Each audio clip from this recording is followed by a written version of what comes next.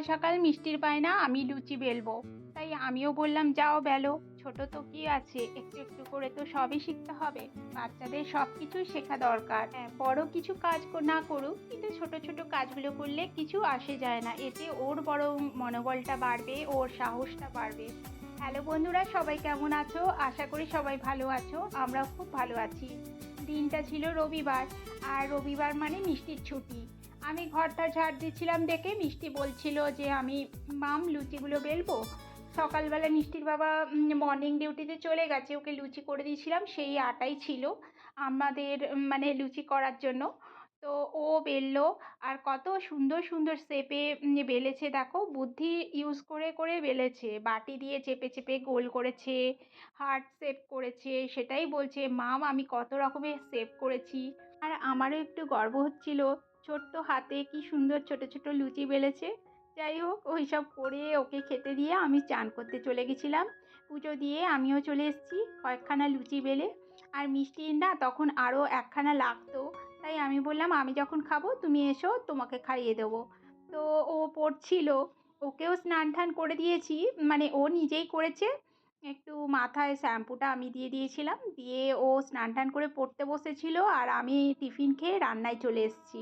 ওকে একখানা খাওয়ালাম, খেতে ইচ্ছা করছিল।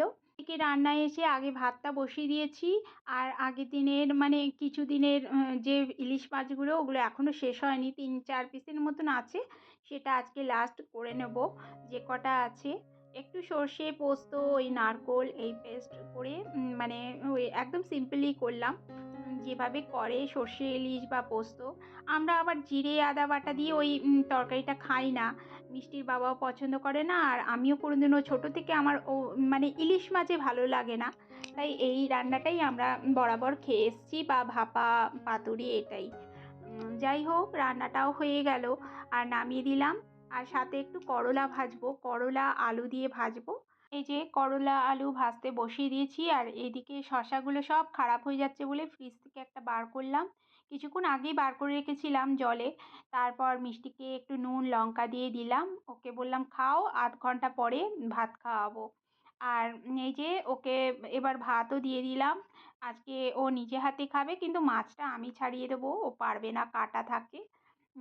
উচ্ছে আর আলু ভাজা আর এই মাছের ঝোল, এই দিয়ে আজকে আমাদের লাঞ্চ। বেশি কিছু আর করলাম না, ডাল তো করলামই না, মিষ্টি বলছে ডাল একদম খাবো না, রোজ ডাল খেয়ে বোরিং। আর মিষ্টির বাবাও খাবে কি খাবে না, ওই জন্য ঝোল দিয়েই খেয়ে নেবে। এই দিয়ে এখন আমরা লাঞ্চ সারবো, মিষ্টি খেয়ে নিক, তারপর আমিও বসে যাব।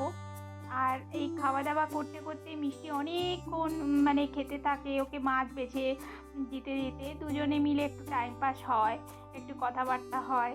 আর খাওয়া দাওয়ার পরে না এই যে সজনে ডাঁটা পেরেছি পাশের বাড়ির গাছ থেকে।